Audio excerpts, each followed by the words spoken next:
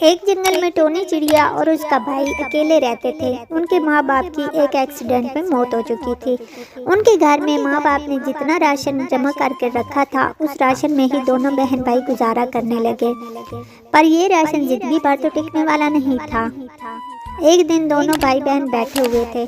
Tony बहन, अब तो हमारा राशन भी खत्म हो गया है, अब क्या खाएंगे हम? हमारा तो इस दुनिया में कोई भी नहीं रहा, अब तो हम यतीम कहलाएंगे। चुन्नू, तुम टेंशन ना लो, मैं हूँ ना, मैं तुम्हारा ख्याल रखूंगी।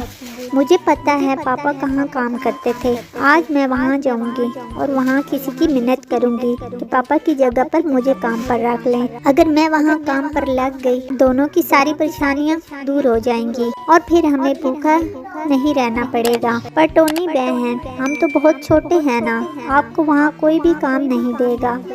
कोशिश करने में क्या जाता है चुन्नू, एक बार कोशिश करके देखते हैं। ठीक है टोनी बहन, मैं भी आपके साथ चलूँगा।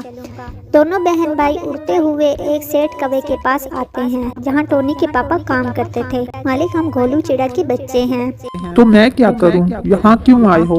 मालिक, हमारे पापा के जाने के बाद जिंदगी गुजारना बहुत मुश्किल हो गया है। हमारे भूखे रहने की नौबत आ गई है। अगर आप मुझे कोई काम दे दें तो आपकी बड़ी मेहरबानी होगी। इतनी सी तो तू है, तो इससे क्या काम होगा? चल भाग यहाँ से। अगर भूख लग रही है ना, तो दोनों भाई बहन मिलकर भीख मांगो जाकर। निकलो यहाँ से।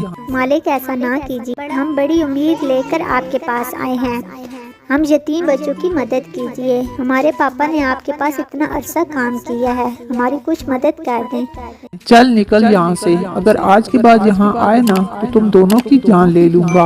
फिर दोनों बहन भाई रोते रोते अपने घर आ जाते हैं। जब वो अपने घर में देखते हैं तो वहाँ एक जंगली बिल्ला बैठा हुआ था। अरे आप कौन हैं और आप हमारे घर में क्या कर रहे हैं? ओ चिड़िया, कौन है तुम?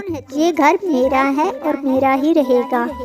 अब तुम दोनों जाओ यहाँ से, वरना दोनों को मारकर जंगल के बाहर वाले दरिया में जाकर फेंक दूंगा। अजीब दादागिरी है टोनी बहन, इस बिल्ली से बहस करने का कोई फायदा नहीं, वरना ये भी हमें कौवे की तरह मारेगा। चल चलते हैं यहाँ से। पर छोटे, ये घर तो हमारा है, ना कि इस बिल्ले का। ये जबरदस्ती हमारे घर पर कब्जा करके बैठा है। टोनी बहन, जब किस्मत ही खराब हो ना, तो कुछ अच्छा नहीं होता। इस वक्त हमारी किस्मत हमारा साथ नहीं दे रही। शायद यही हमारी जिंदगी का सबसे बड़ा इम्तिहान है। चले टोनी बहन। दोनों भाई बहन रोते हुए वहाँ से उड़कर एक दरिया के पास आकर बैठ जाते हैं। टोनी बहन, ये सब क्या हो रहा है हमारे साथ? हम यतीम होने के साथ साथ अब बेघर भी हो गए हैं। अब हम कहाँ रहेंगे और क्या खाएंगे? पता नहीं चुन्नू, आज मम्मी पापा जिंदा होते तो वो हमें इस मुश्किल में कभी न पड़ने देते। यूं ही 2 दिन गुजर जाते हैं। दोनों बहन भाई इसी दरिया किनारे रहने लगे। टोनी बहन, मुझे बहुत भूख लग रही है, मुझसे अब नहीं रहा जा रहा, कुछ तो खाने के लिए लाओ ना। मैं दरिया के आसपास के सभी इलाकों में फिर कर आई हूँ, पर मुझे कुछ भी खाने को नहीं मिला। अब मैं तुम्हें क्या ला कर दूँ खाने के लिए? मुझसे अब बर्दाश्त नहीं हो रहा टोनी बहन। आखिर कब तक हम दरिया का पानी पी पी कर अपनी भूख मिटाएंगे? आप यहीं रुकिए टोनी बहन, मैं कुछ खाने के लिए देख कर आता हूँ। नहीं नहीं चुनो, मुझसे दूर ना जाओ। टोनी बहन, मैं जल्दी वापस आ जाऊंगा, आप परेशान ना हो। टुन्नू चिड़ा उड़ते हुए पास वाले इलाके में आता है। तभी उसे एक बच्चा दिखाई देता है जो कि बहुत मज़े से खाना खा रहा था। अरे वाह, ये बच्चा कितने मज़े से खाना खा रहा है। चुन्नू चुपके से उस बच्चे का खाना उठाकर भाग जाता है। टोनी बहन जब ये देखेगी तो बहुत खुश होगी। चुन्नू चिड़ा खुशी खुशी अपनी बहन के पास आता है, तो वहाँ का नज़ारा देखकर उसकी आंखें फटी की फटी रह जाती हैं। वहाँ कुछ पंछी टोनी को नोच नोच कर खा रहे थे। ये क्या कर दिया तुमने? मेरी बहन को मार दिया, छोड़ो उसे। अच्छा, तो यहाँ तुम भी हो? दोस्त जा, चिड़े को यहाँ पकड़ कर ले आ, हम इसे भी खा जाते हैं। ये देखकर चुन्नू चिड़ा घबरा जाता है और वहाँ से तेजी से भाग जाता है।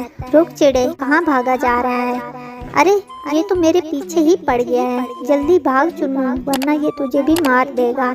चुन्नू चिड़ा उड़ते उड़ते अपने घर पहुंच जाता है, जहां जंगली बिल्ली ने कब्जा कर रखा था। अरे चिड़े, बाहर निकल, आज तो मैं तुझे नहीं छोड़ूंगा। तभी वहां वही जंगली बिल्ला आता है और दोनों में लड़ाई होने लगती है और दोनों मर जाते हैं। कुछ देर बाद टोनी चिड़िया भी किसी तरह अपनी जान बचाकर अपने घर आ जाती है। इस तरह चुन्नू चिड़े को अपना घर वापस मिल जाता है और दोनों वहीं रहने लगते हैं। अगर कहानी अच्छी लगी तो लाइक कर दे और चैनल को सब्सक्राइब कर दे।